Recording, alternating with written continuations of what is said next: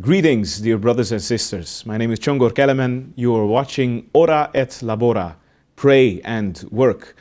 We're here with our third part of our episode when we sit down with Brother Bram ten Napel and we talk about how he experiences his faith life and his work life. And in this part, we will focus mostly on your work. And in the first part, you told something about how your company got started. Would you care to elaborate on that? What were you were talking about 5 or 4 years ago when you got started? What were your motivations? Well, your convictions? Why did you start this company? Mainly. Our mother company, Salmhuis, was experiencing that a lot of clients preferred to have one supplier instead of 6 suppliers. Mm-hmm. So they were starting to lose some clients on that part, that they could not buy fresh fish or they could not buy frozen stuff. So they changed the whole perspective of the company, and that's where I came in together with my companion to start up the fresh business and to both be also owners of that. And getting started. That was like September 2019, mm-hmm. when we first started small with the 2 of us, and then building up and buying our first property in 2020, February 2020. We bought our first building and started to grow really fast then. But then Corona came, and that was a difficult time. But we got stronger, and I think we got really good through it. And then, like 1.5 years ago, we got a second opportunity to get to even a bigger company that we're in right now. And we started to take opportunities and developing, and in 4 years' time we are now at 70 employees, mm-hmm. and having them work every day. Well, I'm not an expert in business terms, but in my mind that is a remarkable growth in just 4 years from just the 2 of you as you started out, so maybe 1 or 2 employees. And now over 70. But what were the biggest obstacles when you first started? Obstacles, of course, obstacles we have overcome, and then you don't look back at them anymore. Mm-hmm. Obstacles, it's mainly hiring people, getting people to see that you're a trustworthy company, because when you just start and you keep on growing and growing, that goes with hordes, and it's something. You face a lot of obstacles when you are growing, every time you're taking on new clients, but you're doing it with the same people. And then you need to hire new people, but before you have new people, it's like 2 months before they are at the level you want them to be. And but mainly, I face obstacles, but I learned that if you cannot get over it, you go under it. If you cannot get around it, you go through it. So you learn from your obstacles and how you overcome them and face the future. You were saying something about we wanted to show to employees as well and to clients as well that we are a trustworthy company. Is that so important? Trust? Because first off, when you want to hire people and they don't know the name of the company, they think, oh, what's that kind of company?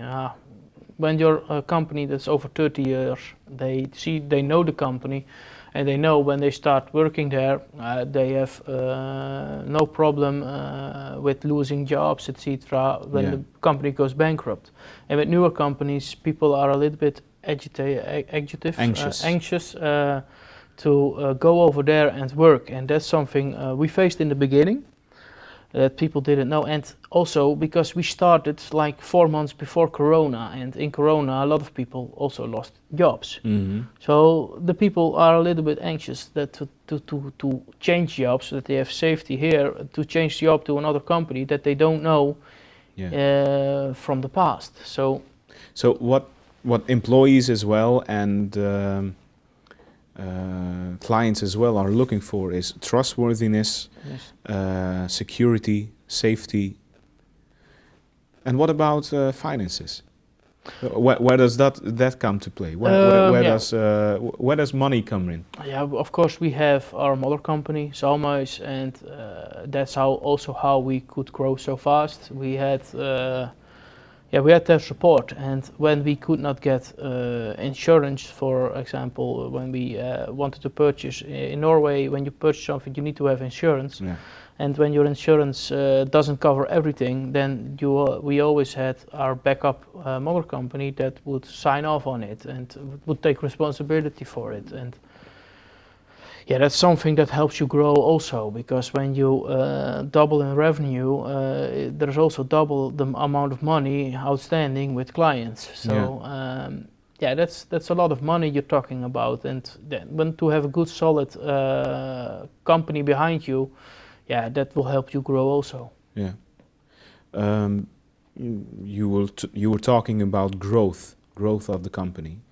Is that something that is in your view right now? I mean, do you right now have the desire for your company to grow even further?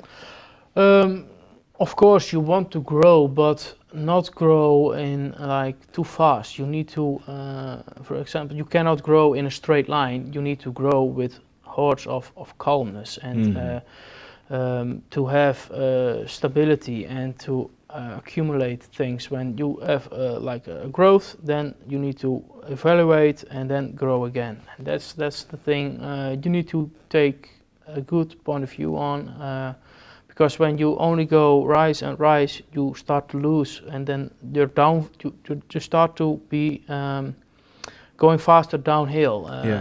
Because then you reach the top, and then you cannot handle the top, and then you go downhill. And as you can see on the mountain, when you're at the top, it goes steep down. Yeah. I think that's a nice parallel for faith as well. And that is something that the Apostle Paul speaks about when he visits new congregations. He tells them, well, when I first came to you, I didn't start with you by explaining the deepest mysteries of the faith, because you couldn't handle it. Your faith was too fragile. So he uses this image. I gave you milk as nurturing. So I nurtured you with milk. Later, as you grew, then you could handle solid foods as well. But I liked the way that you explained it, that growth does not go linearly, but because has some moments of calmness and steadiness. And I think for our faith that's also important, that we are allowed to experience calmness and not always being driven by I want more and more. Of course, it's beautiful if you have a longing for God, a longing for more. But it's nice to experience the calmness as well. And you pointed at the picture, but I like the calmness of the sea in this picture a lot.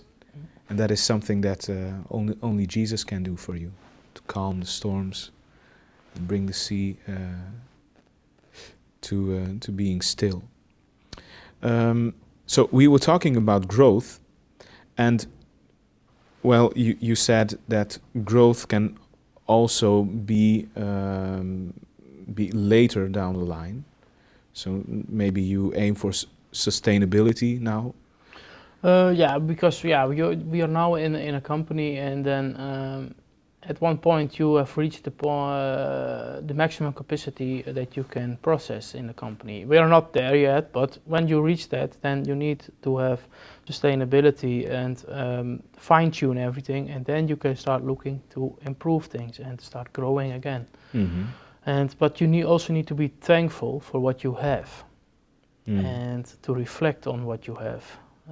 Because when you grow fast, something we have to experience, we got bigger and bigger, but when you're small and you have a bad week, it's only a small bad week. But when you're big and you're having a bad week, it's a big bad week. And it impacts a lot of people. It impacts a lot of people. It impacts 70 people, of course.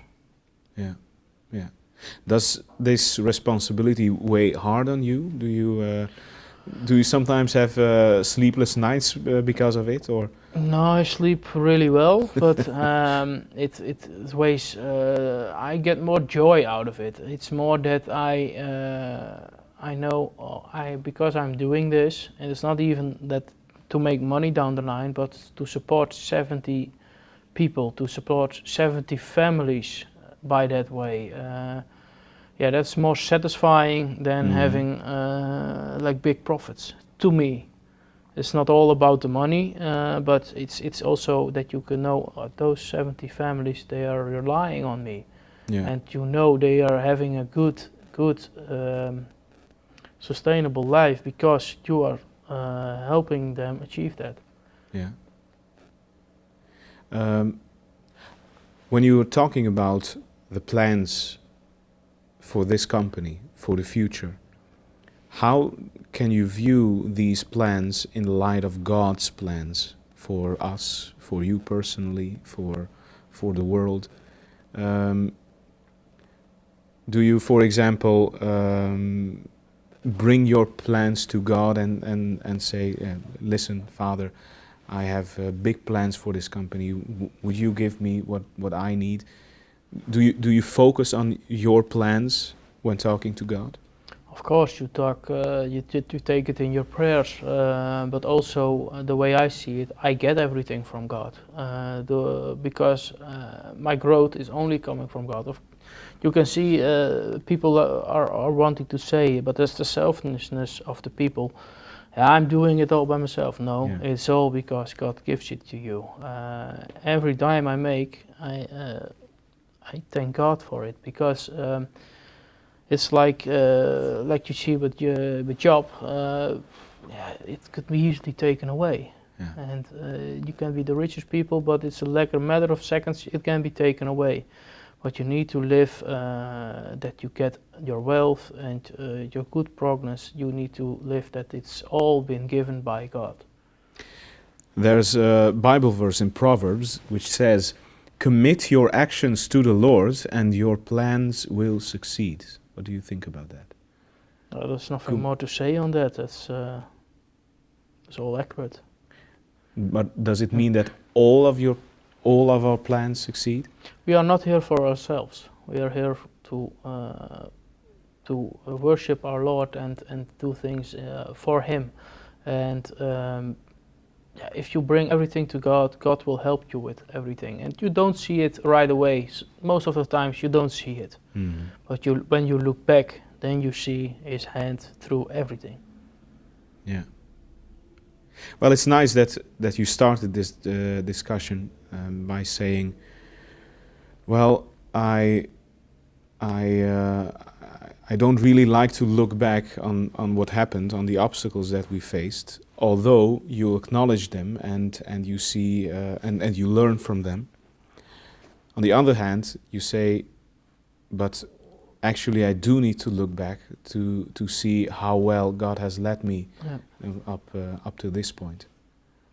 And that is something that we can learn from the people of God, the Jewish people, because famously, most of the time when we think about the past and the future, we say the past is behind us and the future is before us, before our eyes, so we gaze upon the future and go into the future. But for the Jewish people, this is something that the Old Testament teaches us, that God always turns our attention backwards. So For Jewish people, it's always look at what God has done for you. Look at how God has led you out of Egypt. Look at how God has kept you as a nation. Look at how God has brought you back from Babylon. So look at the past, and if you see God's working there, then you can have faith that He will help you in the future as well. In the future, which is, in this case, behind you, because you have no idea how it will look. So that is something that that we all can learn from how God treats us. He points us backwards, and well, since Pentecost, since the Holy Spirit has come, He guides us to, when we look backwards, not only see what God has done in our lives, but to see the cross of Jesus. And that is something that we will discuss in the next segment of our discussion. When we talk about how you bring these two together, so how you can reconcile working and praying, how you bring balance between the two. So thank you, Bram, for this part of the discussion, and I bid you all farewell, dear viewers and listeners, and until next time, God bless you.